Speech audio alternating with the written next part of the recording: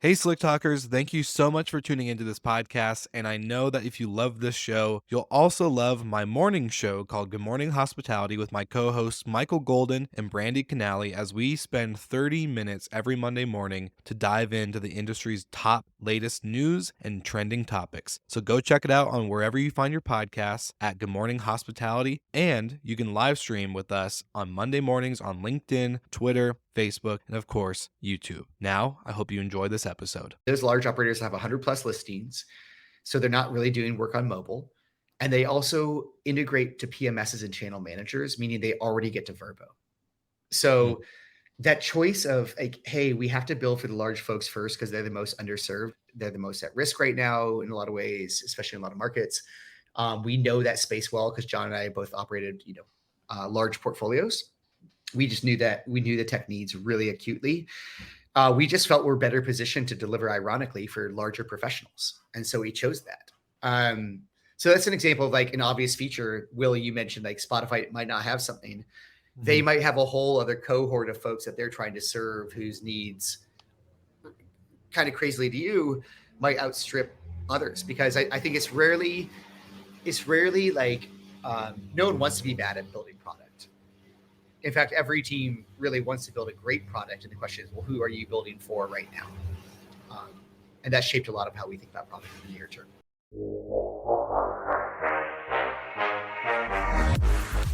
You're listening to Slick Talk, the hospitality podcast, a podcast for those who are in and around the hospitality industry who love, live, and breathe what they do.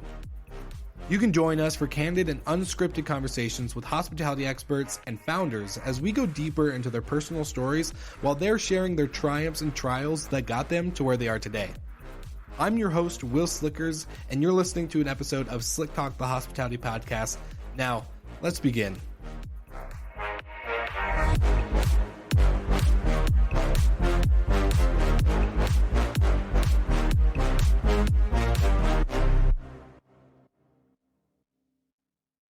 What is up, everybody? Welcome back to another bonus episode of Slick Talk, the hospitality podcast, where we are publishing the live Q&A that we did with Andrew Kitchell. So if you heard the episode last week, it was an amazing story about how they overcame the crash of Lyric with the rise of Wheelhouse. And so what we did was we invited our audience and our friends in our networks to join us on stage live and ask Andrew any questions that they may have had from the episode or just the overall insight of Wheelhouse and the topic of dynamic pricing. So I hope you enjoyed this bonus episode. This is also a very big shout out to our friends over at journey.com. If you are a property manager and want to have a unified dashboard and also have the power of Wheelhouse behind your fingertips, then you definitely need to sign up for Journey, and you can tell them that Will sent you. So enjoy this bonus episode and see you all again next week.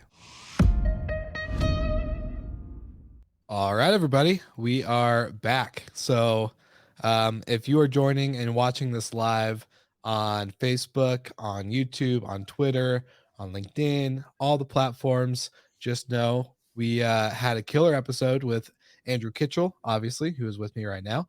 And we're doing a live Q&A. I've never done it this way before. So, Andrew, thank you for being my experimental guest of doing this type of format. For those who don't know, John DeRelay is a teammate. Yes.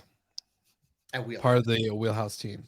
Yeah, and maybe we'll take a second too, just to John, can you share so Wheelhouse builds revenue management software. We talked a little bit about that during the episode.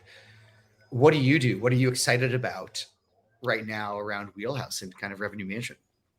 Well, I'm excited about a lot of things about Wheelhouse, and I have been for a year, over a year now. I got really lucky to join Andrew during probably an interesting time for the team, and they were lucky enough to find a space for me and let me kind of join and kind of fight through to get to where we are. But chaos, yeah, I really joined because the first thing that caught me is I was using the platform as an end user, and I was just really impressed. I've worked in the industry for a long time. I've seen a lot of the changes, the kind of history of revenue management in our space, along with Andrew. And I hadn't really come across Wheelhouse as much when I was working with Stay Alfred. We had our own systems and we worked with other people. but when I got a chance to use it, especially that Pro product, I was like, man, where was this when we were building? Like, why did we spend so much money like building stuff we didn't need to build when this product was around? Turns out I didn't realize it wasn't around. The user I was using was in beta, so Yeah. But it was just a phenomenal product. And coming from an environment where I had built a team of 12 analysts, 10 to 12 analysts who were doing this on a daily basis, it had fit a lot with the insights that I had about what I thought needed to happen for really professionalized revenue management teams in the space. And since they were one, so far along, two, just great folks, I was super excited to be able to join. And yeah, well, hey, Will, can I ask John some tough questions? Ask him away. Ask him away. What's going on here? It's a trap. What does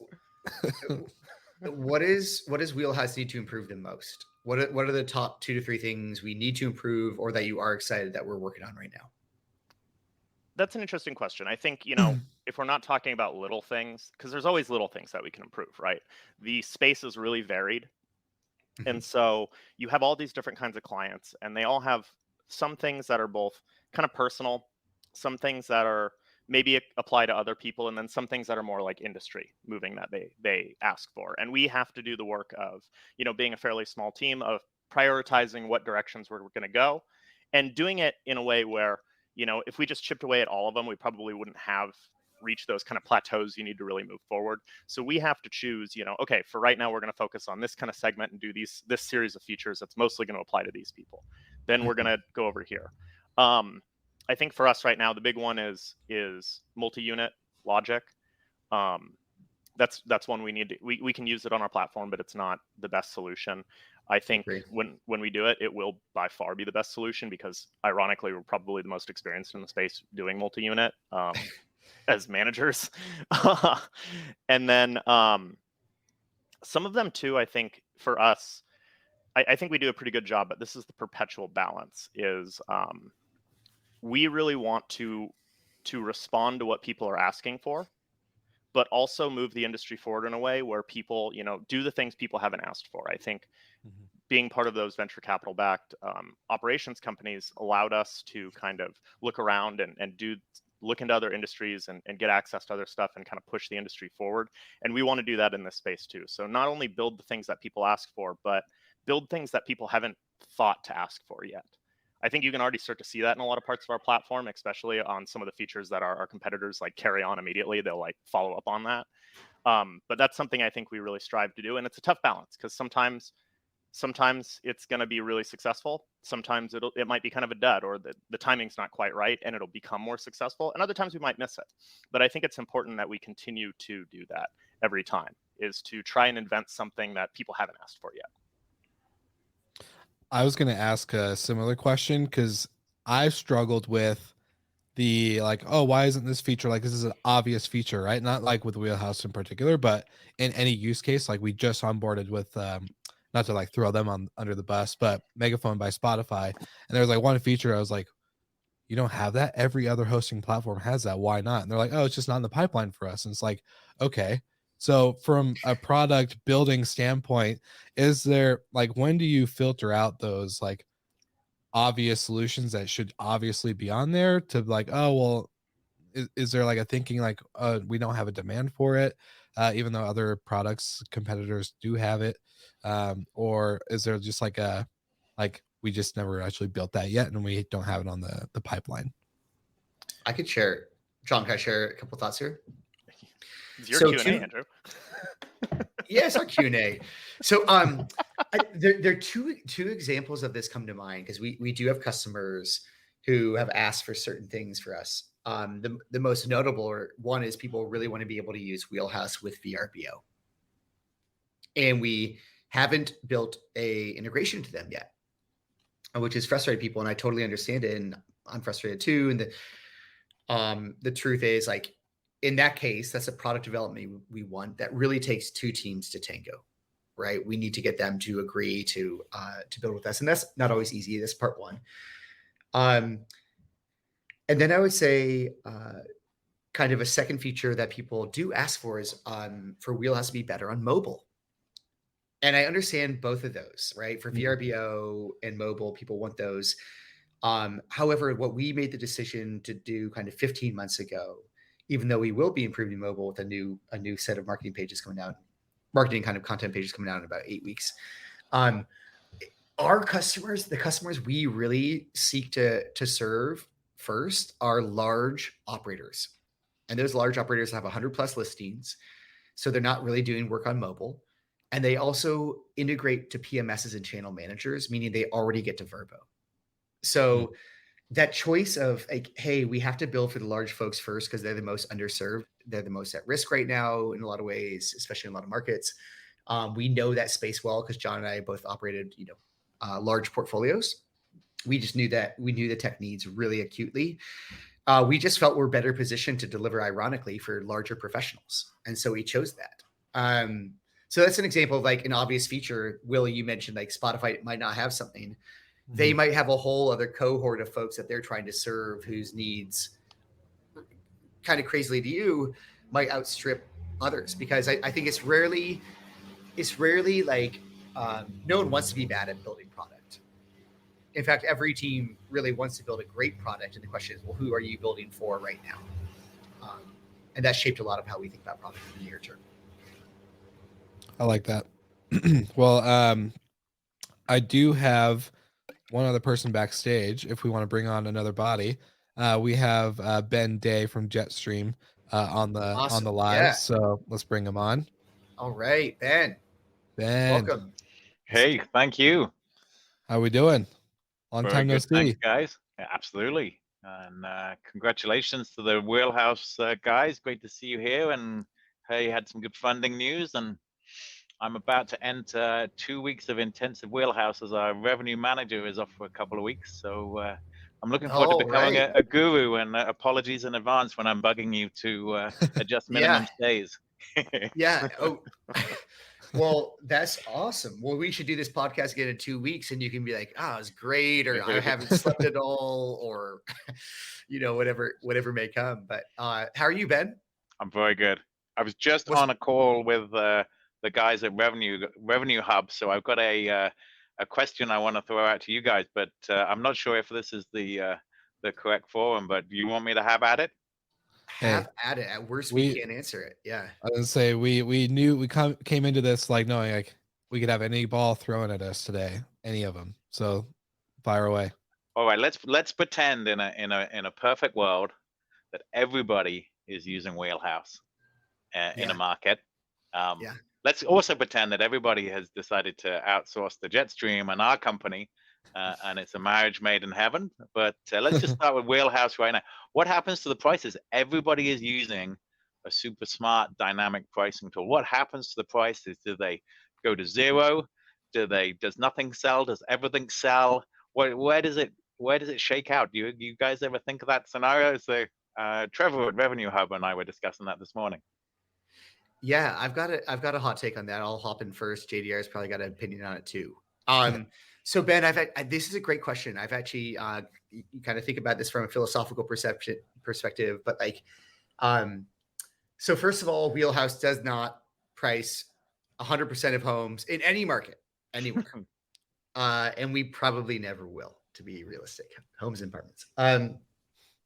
However, in the scenario that it did, I think when I think about revenue management, dynamic pricing in particular, really what we're trying to do is to match demand to supply, right? And in the short-term rental space, what is really true is people aren't just buying a place to sleep, they're buying a place to live. That means all these different attributes, your porch, pool, patio, Wi-Fi, parking, have different values to different people on different days. Your pool is worth more on the 4th of July than it is in December. So I would actually argue dynamic pricing is really getting at the fair market price for each individual listing every single day. It's not going to be static. It's going to change based on when demand changes and shifts. Maybe a big snowstorm hits a mountain destination. All of a sudden that place with a fireplace or near to the ski slope is more valuable relative to market. So I think about if every listing in market was leveraging dynamic pricing, you'd actually just have a really fair articulation. At the very worst, you might not have advantages of pricing against other folks. You might, but you'd have a very fair articulation of like, what is the fair value of each asset every single day? Every single day. I like That's kind of part one.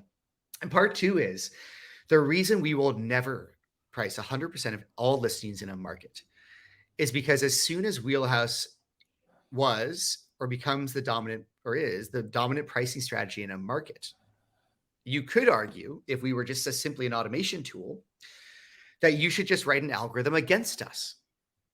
So again, like, should we just automate prices? You could write an automated pricing engine to price against our dominance, right? That's part two. Part three is, well, Wheelhouse automates some aspects of a strategy, but other people come in, or kind of aspects of pricing, but other people come in and they set their own strategy, right? So you might say, hey, even with Jetstream and with other things, we still, no matter what the market says, we don't want to sell to anyone for less than 3 nights right now. We don't 2 nights before want to book out a place.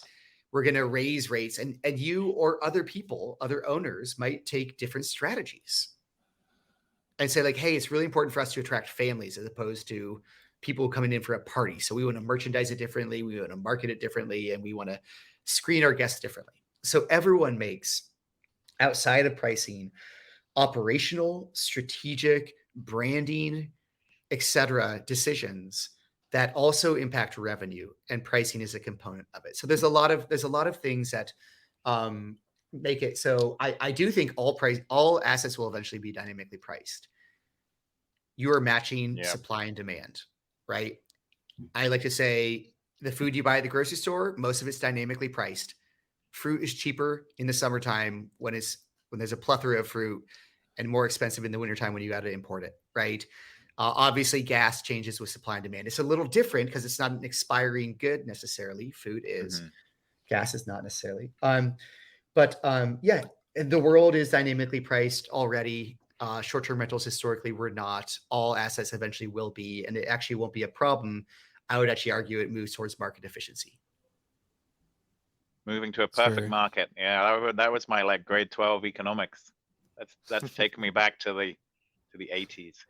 I'm probably totally wrong, Ben, but that's how I think about it. No, I like that, and I think some of the stuff Airbnb's just been announcing recently is to uncover gaps in the market where supply and demand may not naturally come together. But if you can now stitch a stay together between 2 places and get to your 28-day stay, that is that now taking a what used to be an unhappy guest not finding what they want, and 2 unhappy hosts not getting full rooms, to suddenly we've made a trip happen and both parties are happy. So I'm excited to see what you guys are doing, and excited to see how the distribution and the OTAs are gonna help this along as well. Yeah, well, I think I love that. And Ben, if you have to hop, we you say as long as you like, or if you have to hop, we totally understand. But I think it's a really good point. I actually think Airbnb's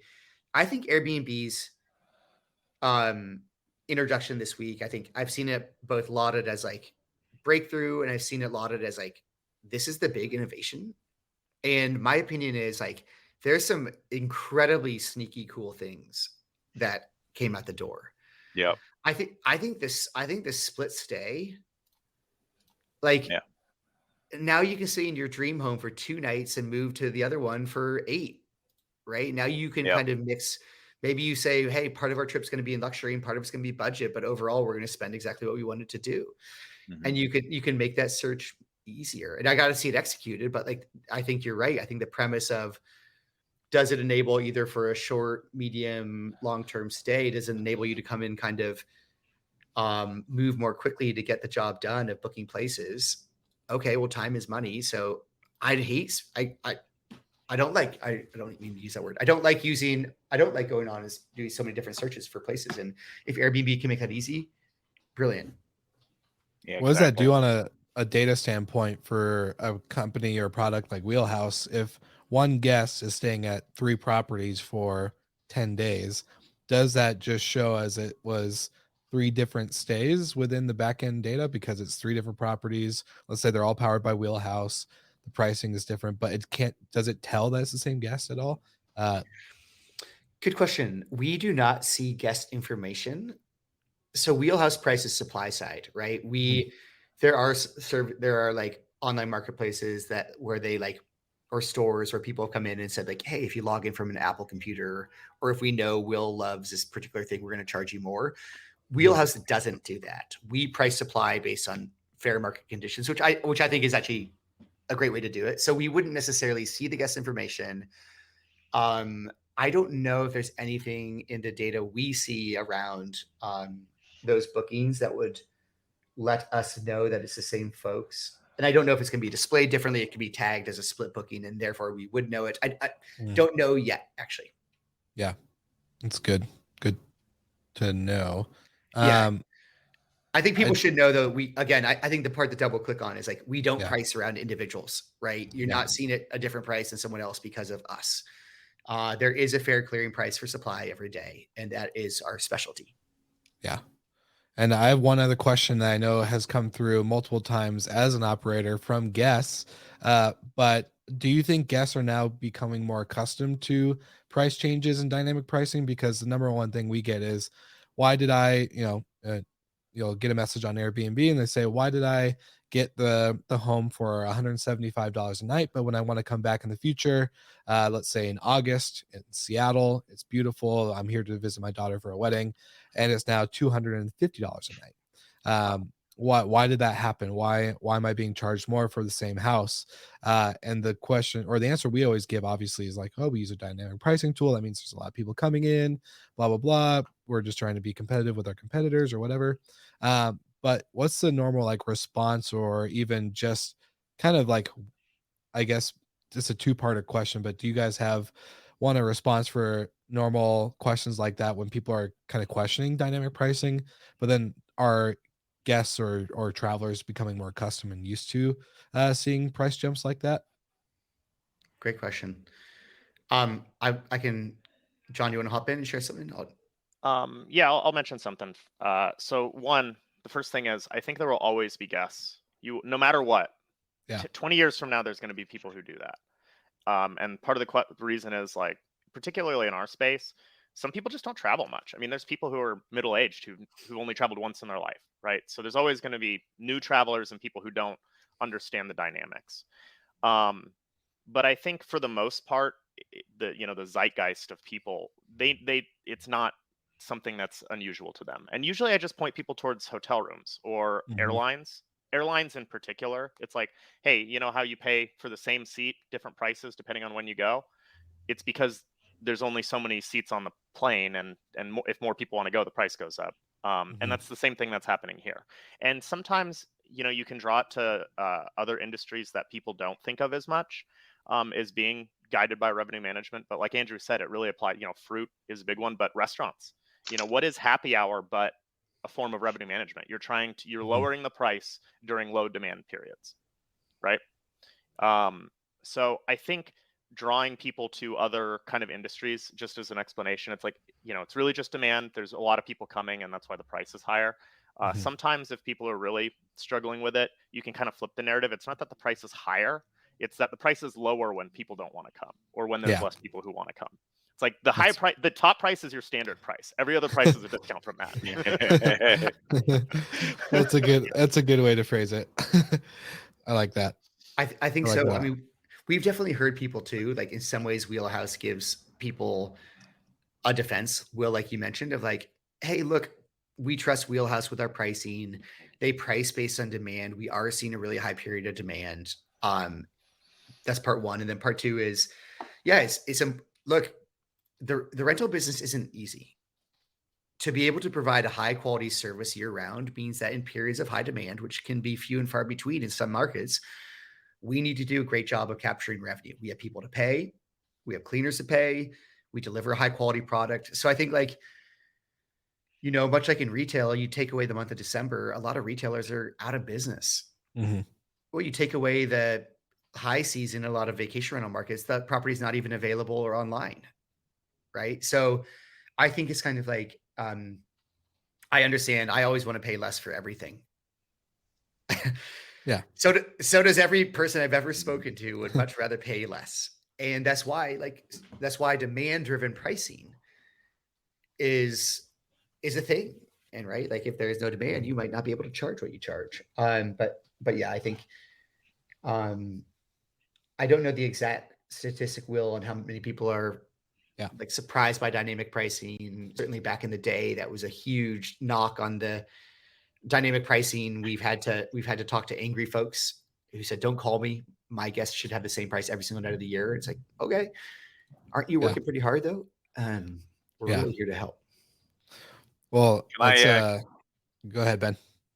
My other question was going to be completely off topic on restaurants and stuff, so we'll let you come in. Just to throw in a comment from operate, like the dynamic pricing.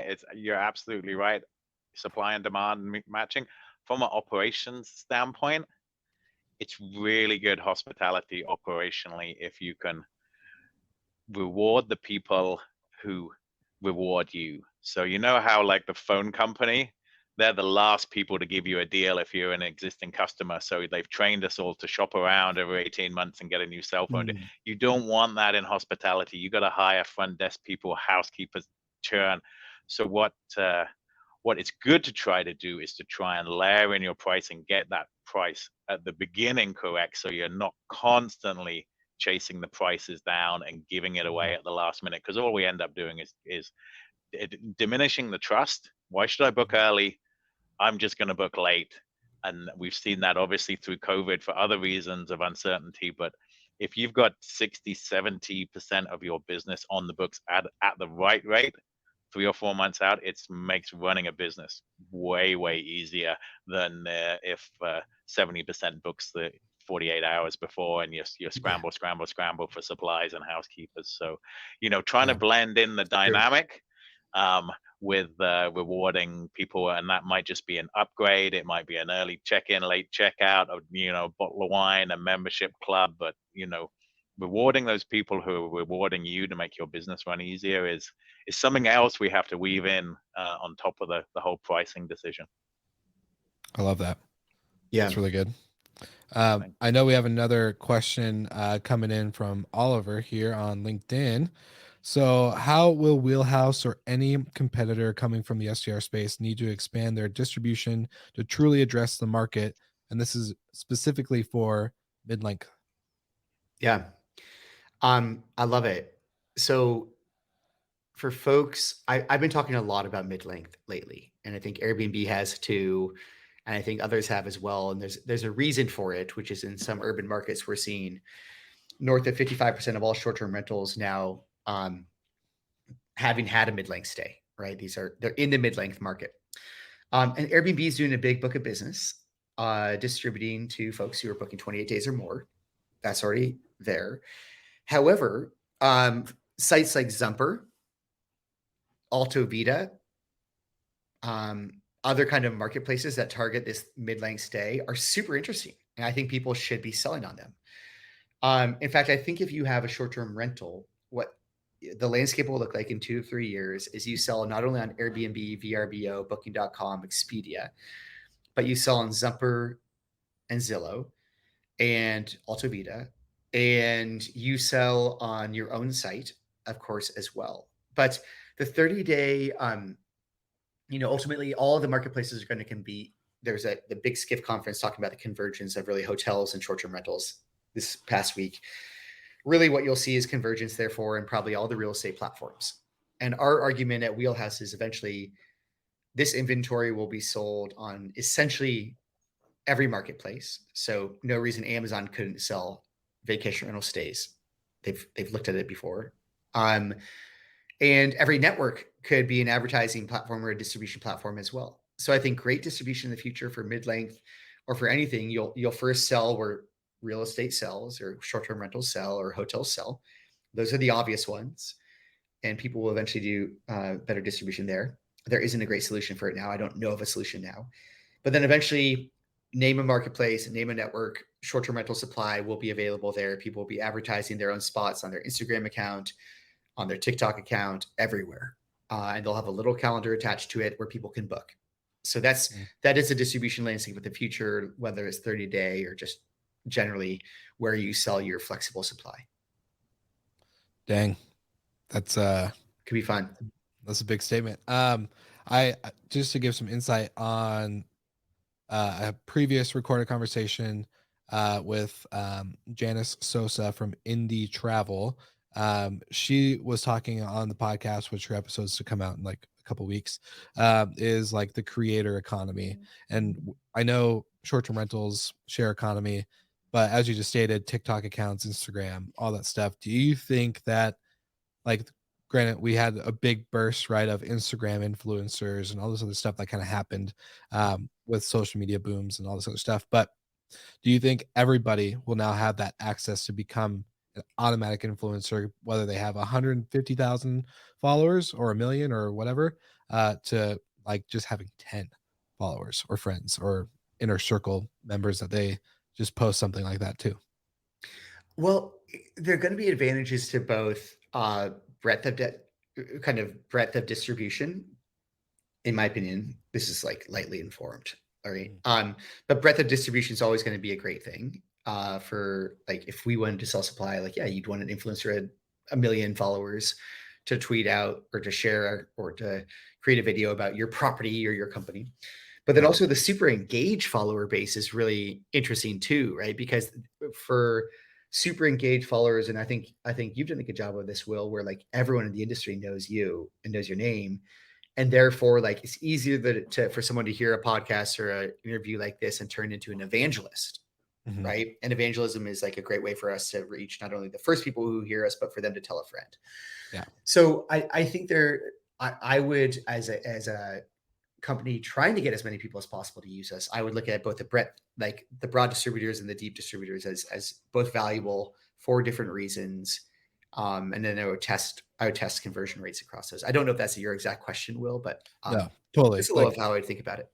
No, I just more or less wanted to see your thoughts out on just the idea of something like that, because that's something I've been thinking about. Is like you made the comment in the interview on the episode that we just played, but it was, why not do a podcast at a vacation rental and be like, hey, if you want to stay at the place I'm staying at, here's a link, go ahead, boom, go for it. Like, and then all of a sudden that property just got, let's say, 2 to 3 bookings from a simple content creation kind of tool. So it's just interesting.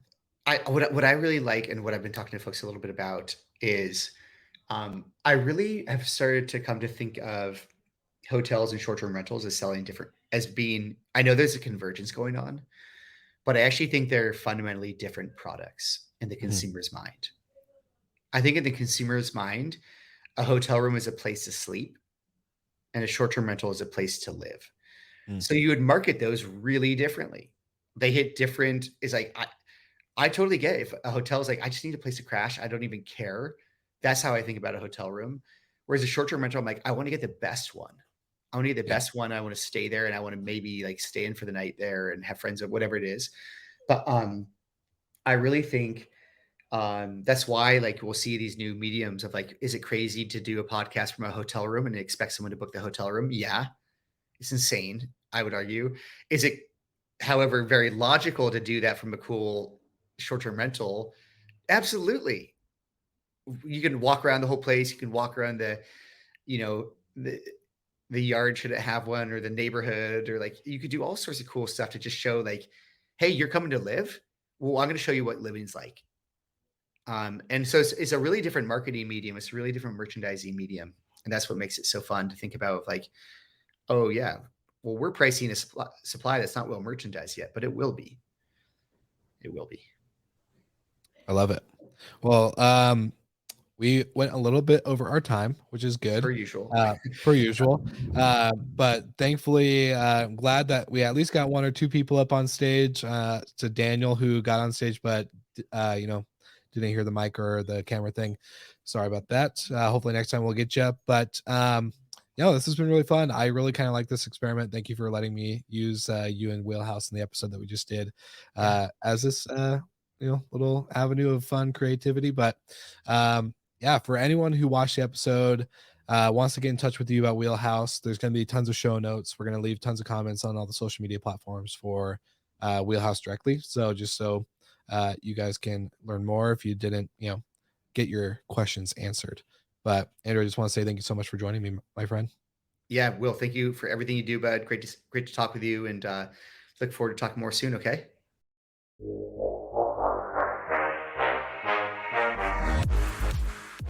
Thank you so much for listening, and thank you to our show partners for making Slick Talk, the hospitality podcast, possible. We hope you enjoy the show, and we would love to connect with you outside of the podcast. So you can follow us on all of our social media channels for daily hospitality content, or find us on slicktalkthepodcast.com. And don't forget to rate, review, and subscribe so you never miss an episode. I'm your host, Will Slickers, and we will see you guys all again next week.